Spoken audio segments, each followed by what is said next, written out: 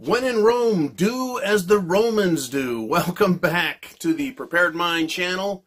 And, I got to thinking a little bit more about one of those comments I got the other day. So, let's discuss it and see what the right answer is.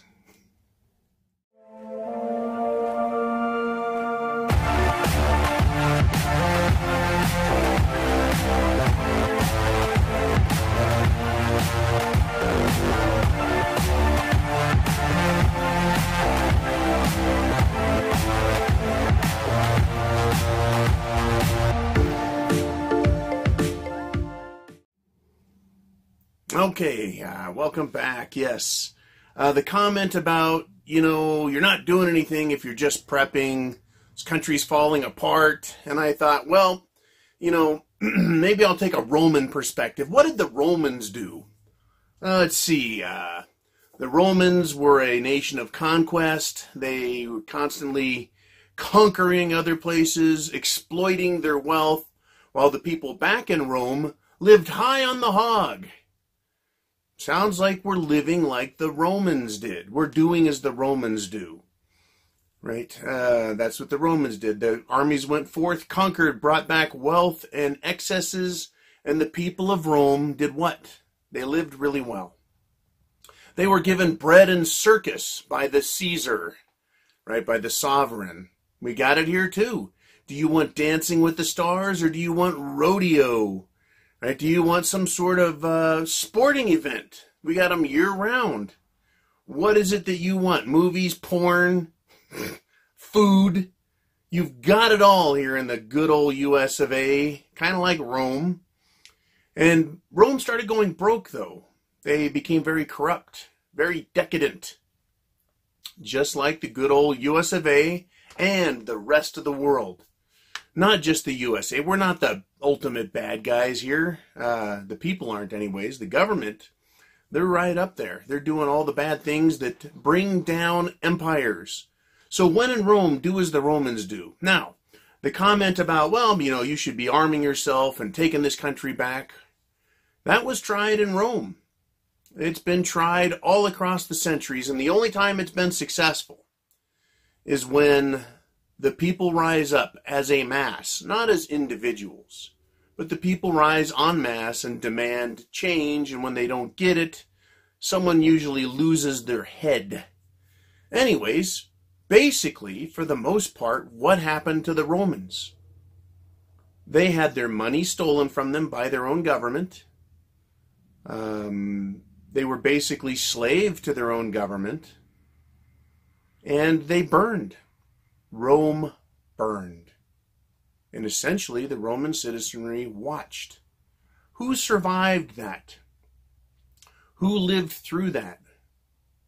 Who passed on what knowledge, wealth, culture that they could? Well, that would be the preppers from Roman times, right? People that weren't preppers by name, but they were self-reliant, right? And back then, it was way easier to be self-reliant than it is today. But I'm sure in the urban area of Rome, right, it was probably the population density wouldn't allow for gardens and people to live really well. Maybe out in the countryside, in the agricultural areas, it was probably much better. But I want to look at, well, what kind of power do I have, right? I talked to 1,000 of you guys here on Patreon. Talked to about 70,000 on YouTube. And that's not really going to make a dent in the country if I said, everyone grab your torches and pitchforks, we're going to go after the bad guys. I don't have any power, you guys don't have any power. So let's take a look at the people who have real power and what it is that they're doing. And we'll see if Rome is going to burn or we'll see if Rome is going to be saved. I want to start with the big enchilada, the big guy, right? The president, Trump, Donald J. Trump, president. What has he really been working on? Well, he's not arresting Hillary. He's been doing a lot of stuff, but one of his big deal is trade deals. He's wanting trade deals and trying to repatriate corporations and their their business models, get them back into this country, try and reinvigorate the economy. Because in all truth, money makes the world go round.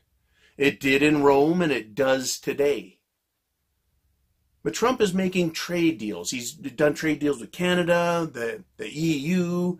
He's talking about doing trade deals with Great Britain, down in Mexico. Right? He's working on trade deals. It's a good move. It needs to be done. Right? But when all the trade deals are done and the dust is settled and all the bullshit and rhetoric is done, do you have a bunch of spare money to go out and buy more cars? Buy more houses? No. En masse, on average, Americans are flat fucking broke. Just like the Roman citizenry was. It's not for want of trying. And right now the market is being held up by hope. By hope. The market hasn't opened up yet this morning, but there's a bunch of hope out there. Hope and bullshit. The facts, though, are that the economy is coming down hard and fast. And I'll get into more of this as the week goes and into next week and the week after. But right now in other countries, the value of gold is going up very quickly compared to their currency. What does that let us know? Inflation is taking off in other nations. They're doing all they can to suppress it here in this country. Housing is down. Auto sales, down. Debt delinquency, that is mortgage payments, auto loan payments, student debt payments, guess what? They're going up at a very steep rate. They're on the increase, in other words. It is not looking good. So, Trump's trade deals, even if he gets them, are they going to save us? Or Rome burns? Right? As far as I'm concerned, he's not going to be able to save us. Not that way. And he's got an awful lot of power. Awful lot of power. Now let's talk about another stalwart of thinking out there. Alexandria Ocasio-Cortez. I am sick and tired of hearing that she's gorgeous or beautiful or whatever. I do not think so.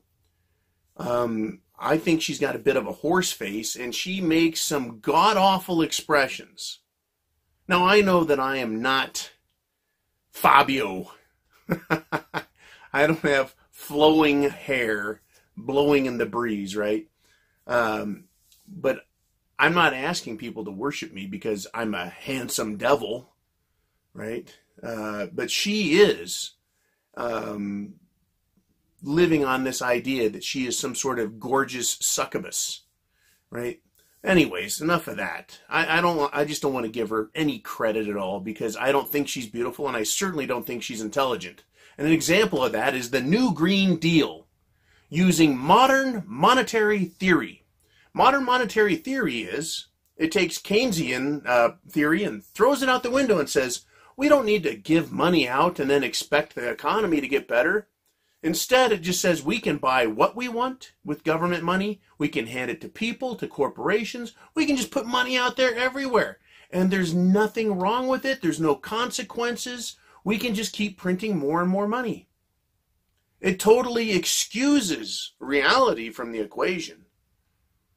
Because reality has shown us and demonstrated time and time again that when a government or an institution prints currency, it debases the value of that currency. So it has to continue to print more and more currency to try and keep up with the rate of inflation until you get to hyperinflation. Now, AOC, as she likes to be called, I guess, one of her prime examples she loves to point to is Venezuela. Venezuela is a socialist fucking nightmare with over 1,000,000% inflation. The people are hungry. They're starving. There's chaos. There's revolutionaries. There is shit it's the fan big time. So, like Trump, AOC has a plan. She thinks her plan is going to work. Now, what did the Romans do similar to that? Well, they deflated or devalued their money. by clipping coins. They debased their currency by mixing base metals, cheap junk in with it, their silver and their gold. They made it junk. Junk. They destroyed themselves that way. So let's move on. Instead of just talking about AOC, let's just look at the Democrats all together. Democrats in power. They've got a lot of power. A lot of, not just the power of charm or the power of a very charismatic leader. Their political power as a party. What is it that the Democrats want? How is it that they're going to save the country? They're going to do it by immigration and entitlements for everybody. That's what they want to do. They want more immigrants here. Now, that would be great if we had a labor shortage or if we had a burgeoning market that required a lot of manual, unskilled, untrained labor. You know, we needed that when we were digging coal by hand and digging railroads by hand. That sort of program really worked when agriculture was done largely by hand, but it's not that way anymore. Agriculture and mining is done on an industrial basis using industrial equipment. Still requires a lot of labor, but not the kind that the Democrats want. You see, what they want is all these people here to give them entitlements, to lure them up so they can get more votes. They're more interested in retaining their power than they are about fixing the problems. Right? They're selfish, they're greedy, and they're asswipes. So, that's just like Rome. The Roman Senate. You know, you're going to keep going back to Rome if you haven't caught that already, right? The Roman Senate wanted to be loved. They gave entitlements and all the freebies and all the goodies they could to the Roman citizenry, right? One of those things was, of course, bread and circus, always giving out food, make sure they're entertained, keep them distracted, right? And buy votes, right? So let's move away from government and let's take a look at a quasi-government private institution called the Federal Reserve. They are the central bank for the United States, one of the most powerful, if not the most powerful, front of house institutions on the planet. So Chairman Powell, he is the head of the Federal Reserve right now. And what is he going to do?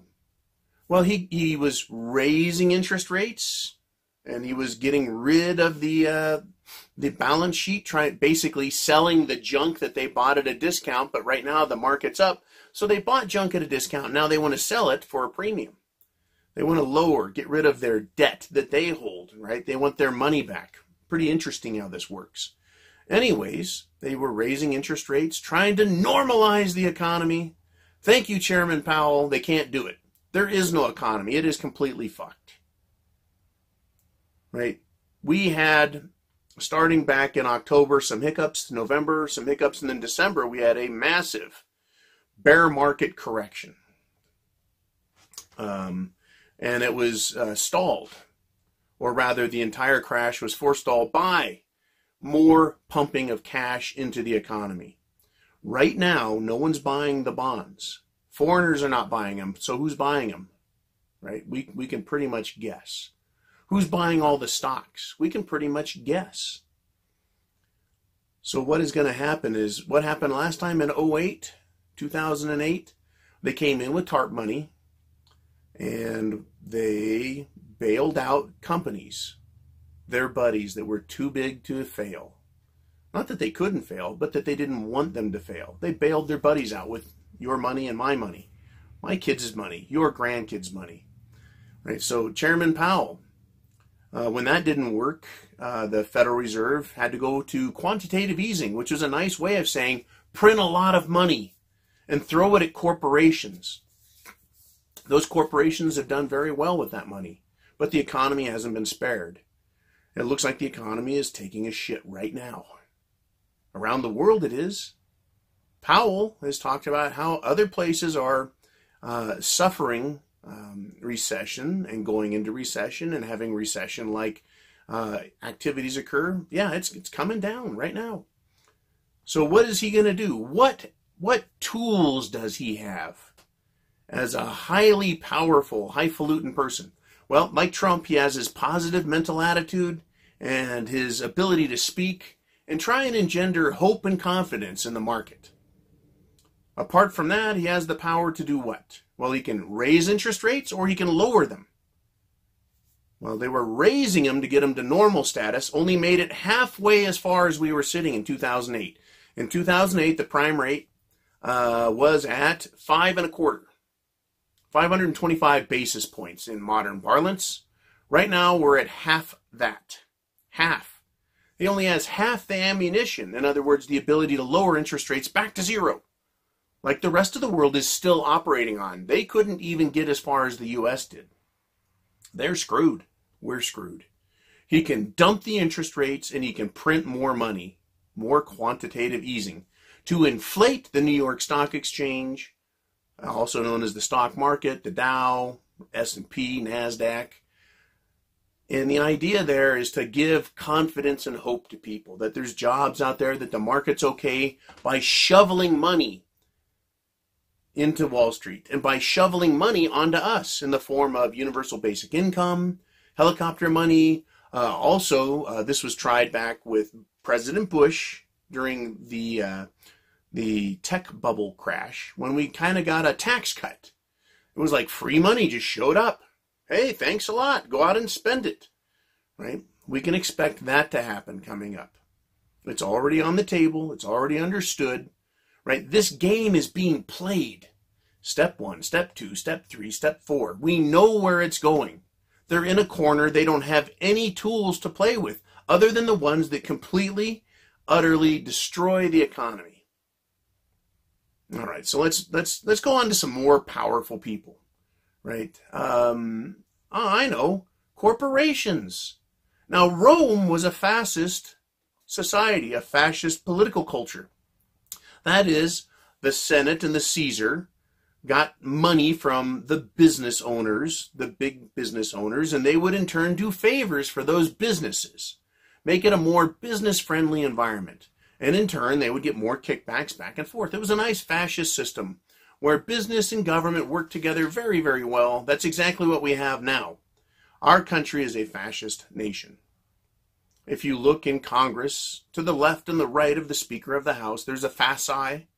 If you look at the Lincoln Memorial, under each hand of Lincoln as he sits on his throne, there's fasci underneath it. If you were to go and look in the Capitol Dome at the apotheosis of George Washington, which was painted just prior to the Civil War when this country became fascist, he's got a fasci. There's a fasci on the back of the dime. To understand the symbology is really important, right? They're letting us know this is a fascist nation, and there's many, many, many other indicators. So corporations in this country, just like in Rome, they're in bed with government. They influence politicians to make decisions on their behalf, and politicians sell us what they're doing as if it's supposed to be helping us. In other words, they're pissing down our back and telling us it's raining, right? So corporations are self-serving, and they do that at the expense of the people, just like they did in Rome. Whoops, that's another check mark against us. Now, I picked on the Democrats. I should pick on the Republicans. Republicans, I'm surprised they can walk upright. They've got no spines. They may as well be invertebrates. In other words, they're a bunch of pussies. They won't unite, and they're motivated by fear of what Democrats are going to say to them, and greed. They're motivated by the fear of not regaining their seat if they make too many people unhappy by standing up for what is morally proper. And they're worried that they're going to lose their fat-ass, cushy jobs and lots of money and kickbacks from corporations. So, just like Roman senators, the Republicans have become a bunch of spineless weenies. You know, they're weak. They're not gonna fix it, and they do have incredible power. Every Republican congressman represents, what, 500,000 people? Million people? Fuck, I don't even know anymore. I think it's 500,000 people. Yet, they can't get their shit together. Right? Senators, right? There's basically 50 Republican senators out there. But they waffle, they squirm, they whine, they snivel, they backstab. just like Roman senators, always looking out for themselves, but weak. Weak. So, you know, I picked on Ocasio-Cortez for her modern monetary theory, which is laughed at and scoffed at by anybody who has studied economics, studied history, and studied basic math. Right? So let's look at the Keynesians. Fucking Keynesians. They've been around since Franklin Delano Roosevelt was president, because that's when Mr. Keynes was around. His idea was that, well, we can put, let's just say, $1 million into the economy, and that will produce, through synergistic activity, using that money to produce $5 million. So it'll benefit the economy, and then that money will come back in the form of taxation, and we'll pay that debt off, and we'll have a stronger economic engine. That's Keynesian model. Well, now they put $1 billion out, let's just say, even though that's not right. We should maybe just say, oh, well, if we're going to go into debt, almost $2 trillion this year, $2 trillion in debt, that means extra money poured into the economy, into the military-industrial complex, medical complex, entitlements, banking system, housing subsidies, agricultural subsidies. $2 trillion. Why are we still in deficits? Why are the tax rolls coming down? In other words, the Keynesian model has proven itself for decades to fail, to suck. Yet they keep trying it and keep thinking, well, if we just do it a little better, if we do it a little more, it's going to produce more. No, rather than spending that $1 million and getting 5 back, they're spending $2 trillion and you're getting less than $2 trillion back. It's failing. It's all about failing, and it's all about the conflict that is coming. You see, Rome failed for the same reasons I pointed out using modern examples in our nation and on our world. So to the gentleman whose idea was, we need to do something, I'm totally sympathetic. It would be great if I had the power to do something. But I don't. All I can do is prepare. I can study, I can understand, I can save, I can get myself out of the system as much as I can, right? So I don't participate in its demise. But for the most part, we're all interconnected, right? That everyone in that world around you, that 10-mile radius, we're interconnected. You need to be prepared with food, water, shelter, clothing, medicine, and means of self-defense. Have a plan. Why? Because the system is coming down.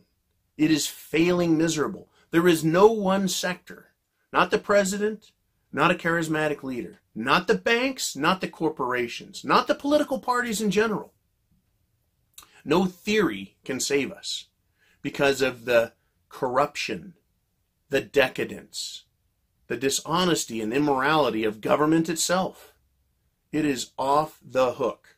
The government is failing, political parties are failing, and the people have failed. Because they continue to elect idiots to run everything. And the rules that are in place, or should be in place, to stop government from destroying itself, our money, and the people themselves, including our jobs, our health, our freedoms, they have failed, and we have failed to hold them accountable. You know, I haven't failed personally, but collectively we failed, and that's a fact. So rather than think that I can, put a pistol on each hip, grab a shiny brown rifle, don't want to say black rifle, and go and do something, that would be a fruitless endeavor. But prepping, that's about the best I can do in the situation we're in. It is that dire. It's that dire. All the groundwork has been laid, folks, for our modern version of Rome to burn. All we need now is for it to continue down this path, or for an event to come along that kicks off a series of dominoes, that knocks over the house of cards, that burns the candle at both ends in the middle, and we end up in shit it's the fan. That's where we're at. So get prepared now. thank you for supporting me very much. Thank you for supporting the Prepared Mind organization. The research I'm continuing to find points in a direction that is not good. It's not good. So definitely get yourself prepared. Godspeed to all. Semper Fi.